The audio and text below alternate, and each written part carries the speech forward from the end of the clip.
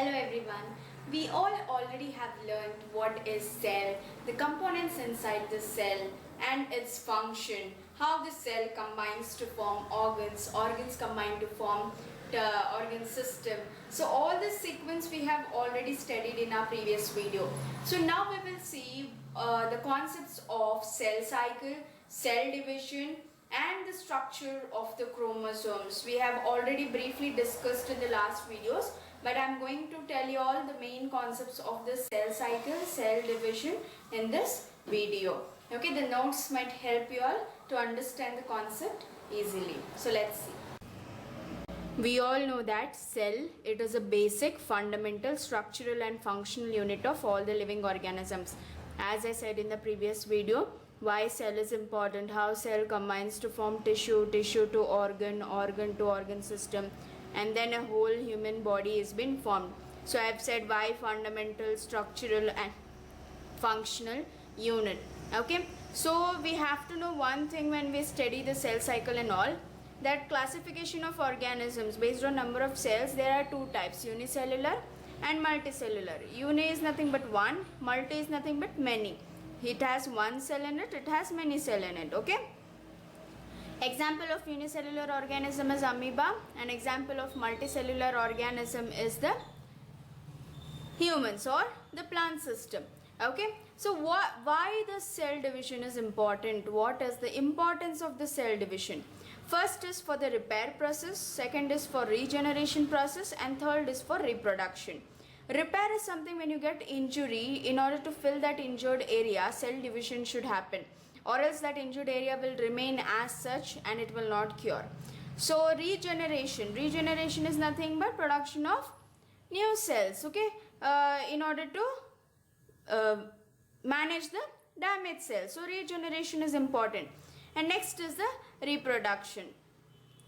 As you know, the fetus, okay, should undergo the cell division so that it can grow in the size. So for the reproduction also there is cell division necessary here. So R cube you can remember, like repair, regeneration and reproduction process, the cell division plays a very important role. So only we study about it in this chapter. Okay, so cell division can happen in two ways. One is mitosis, another one is meiosis. In mitosis there is two daughter cells formed, and meiosis there is 4 daughter cells formed. Okay, and hence one more concept you should know is that you know that there is a parent cell which will divide into 2 daughter cells, okay, either by mitosis or 4 daughter cells through the meiosis process. Now this nucleus, whatever is present inside the parent cell, has chromosomes in it. These chromosomes possess the DNA. DNA will have genes in it. So these genes are nothing but they will carry the inherited properties from the parent to offspring. Whatever similarities you want to see in your child, that will be carried in this gene only. Okay, and hence there are two types of cell division. One is mitosis and meiosis, as I said you all.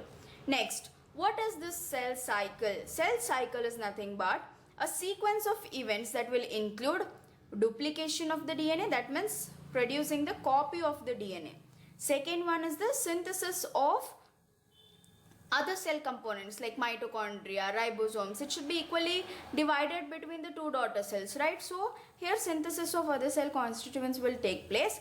Next is the growth process. In order to undergo the growth, the cell cycle plays a very important role. And next is for the division. Okay, for the division process also it plays a very important role. First is cell cycle, then after cell cycle you can find cell division. Okay, this whatever process is there, a cell undergoes from time of its formation up to the division of the daughter cells. Okay, to form the daughter cells. So this all comes under the cell cycle concept. Next you have to know what is generation time. Generation time is between the space between or the duration between the 2 successive cell divisions. Okay, between the 2 successive cell divisions, whatever the duration will be there, we call that as a generation time. Now this cell cycle has 2 phases. One is interphase, another one is mitotic phase.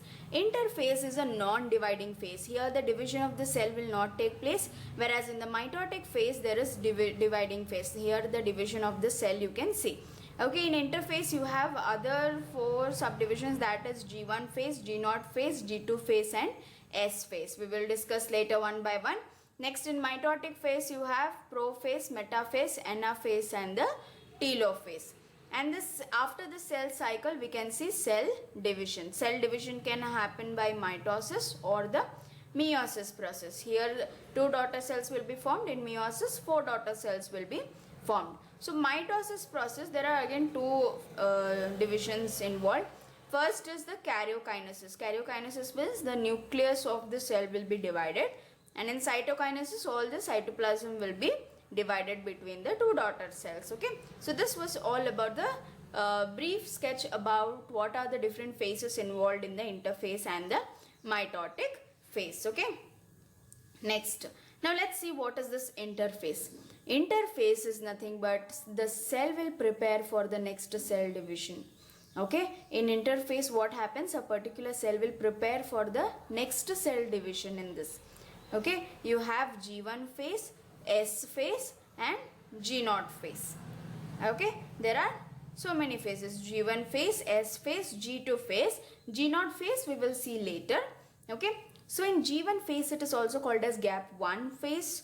Either it is called as first growth phase or phase. Next it is called as post mitotic phase.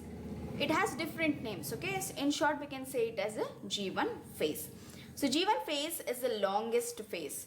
Among this all phases like S phase, G2 phase and all the things, G1 phase is the longest phase. Okay, why? Because here RNA and the protein will be synthesized. In this phase what happens, a particular new cell, inside that RNA and the protein will be synthesized, and volume of the cytoplasm will increase in this.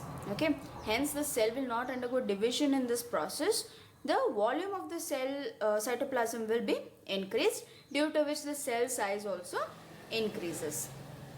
Here the mitochondria and the chloroplast, mitochondria in case of animal cell and chloroplast in case of plant cell, they will undergo division.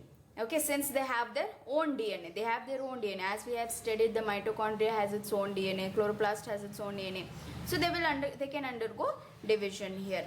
And there is no change in the DNA component of the cell. In G1 phase, you cannot find any change in the DNA component of the cell.